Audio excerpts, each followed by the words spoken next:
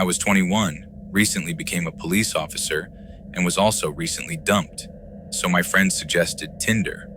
As a 21-year-old and new cop, I had the I'm invincible and I can take on anyone mentality. I matched with a very good-looking, out-of-my-league female. We chatted and eventually set up a date to meet. She said she had a great open field to look at stars and hang out, and we could meet up at her house. So the night came.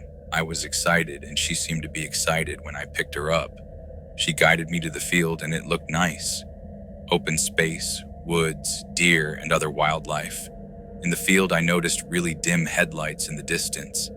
Then, the van started driving towards us and pulled up in front of us, almost close enough to block me from going forward. I told her to stay in the car and I'll go say hi.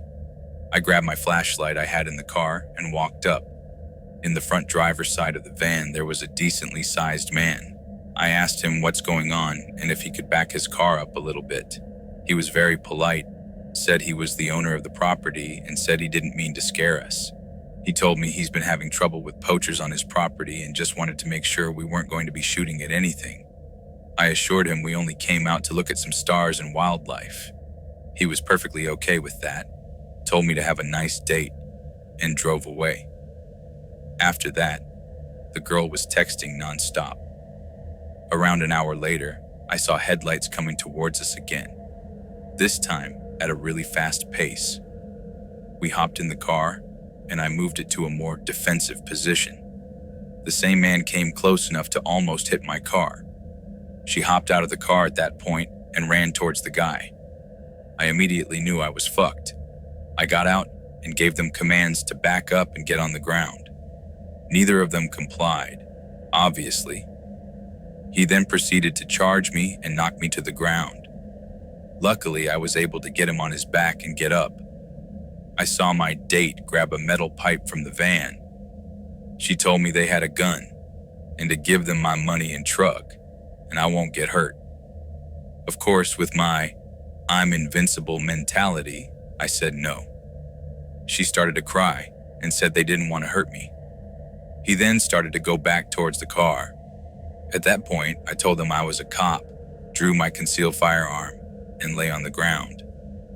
After a moment of shock from all of us, they complied. I was able to call 911, tell them my name and badge number. I had two at gunpoint and needed backup immediately. I gave our dispatcher the best directions I could to this field. While on the phone, they both fled.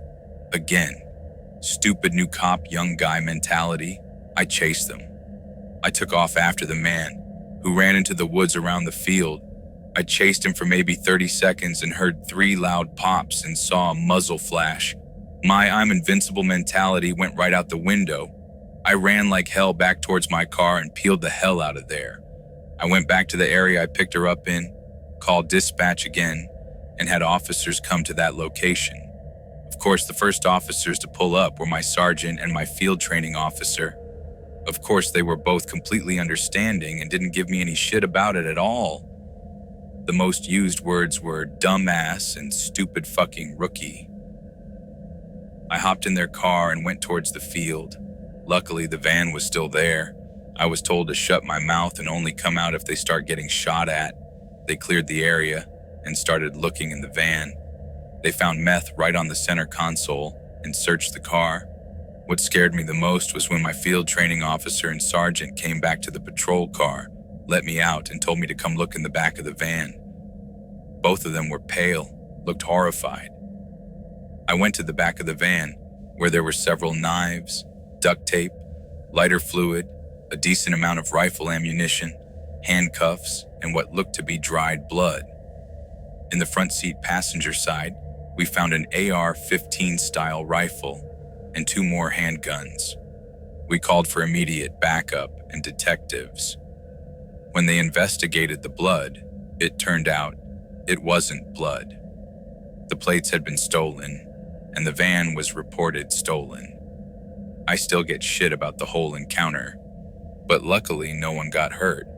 I will never use online dating again, ever.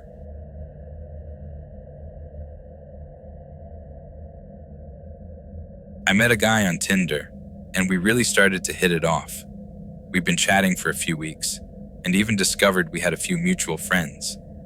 I was pretty intoxicated one night, was feeling social, and decided to call an Uber to his place. Once I got there, we talked outside for a while and ended up vibing even better in person. I opened up to him about my health problems, and he opened up to me about his older sister who had passed away from a similar condition to mine. I was curious about his sister, but I definitely didn't want to pry. We walked into his house and it smelled like 1,000 dead rats were rotting under the floorboard. I was still pretty drunk, so I tried to forgive it because, hey, sometimes animals die under a house or in the walls and there's nothing you can really do about it. I start to look around and the whole house looks like a cluttered storage unit. He takes me to his room, which is seemingly normal, kind of feminine, but that's cool, and we hook up. I ended up falling asleep there and woke up around 10 a.m. to the stench of death. I opened my eyes, feeling very sober, and started to look around the room. I noticed that only girls' clothes were hung in his closet. I start to assume I've possibly been cheated with. Then I see a giant black binder on his nightstand. When he woke up, I decided to jokingly ask him, "What's in that giant binder?" Turns out it was every single episode of Golden Girls printed out. He said he read it at work, and it's the only show he'll ever watch. Okay. I asked him what he did for work, something I definitely should have known by this point, and he dodged the question. I sat up and looked at the pillow I'd been cozily sleeping on. It had no pillowcase and was covered with what looked to be old blood. It looked like the blood had been coughed onto it. I started putting the unpleasant pieces together. I asked as sensitively as I could, "Hey, was this your sister's room? I noticed the clothes in the closet." He says, "Yeah, and this is her bed. I haven't changed or washed anything. It just makes me feel better to be in her bed. This is actually where I held her when she died, and you remind me so much of her. I really, really like you." And then casually tried to hook up with me, like he didn't just drop unsettling news. I felt immensely sorry for him, but needed to get out of there. I made some excuse and left. I decided to not entirely ghost him because of how bad I felt for him. He was clearly dealing with some really dark shit.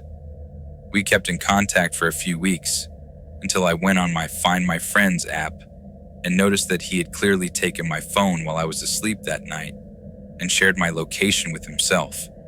I called him and went off. This was not my first rodeo with a stalker type, and I was not dealing with it.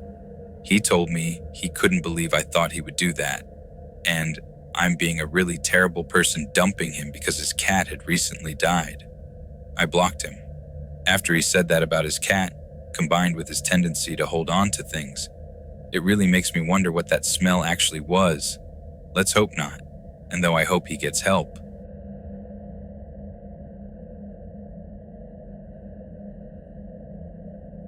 I'm a 23-year-old female. I've been single for a while. I go out on dates very rarely, but I just recently moved to a new city. I've been struggling with loneliness from not knowing anyone, and I don't have any real friends from work yet, so I took to things like Bumble and Tinder. After maybe a week or swiping, I eventually came across a guy that I matched with. He was really cute, had a good job, had similar interests as me, and was the same age. Should have known better. We talked for about a week. After a couple of days, we exchanged numbers. We talked about life. We talked about our jobs. He was really sweet. He gave me assurance and told me that a new move could be scary, but that putting myself out there was a good step in the right direction. He did get strange with me at one point and asked me things like what color bra and underwear I was wearing. I told him I wasn't quite ready to talk like that. He agreed it was out of line and apologized. Didn't think much else of it. After about a week, he wanted to meet up in person. He wanted it to be in a public place so that I would feel safe. He told me he would take me to dinner, and if I wanted after, we could grab a beer. It sounded like a fun night to me. He wanted to meet outside of a dive shop, which I thought was a little strange. It's winter where we are, but it's one of these US states that doesn't really see cold winters, so I didn't give it a great amount of thought.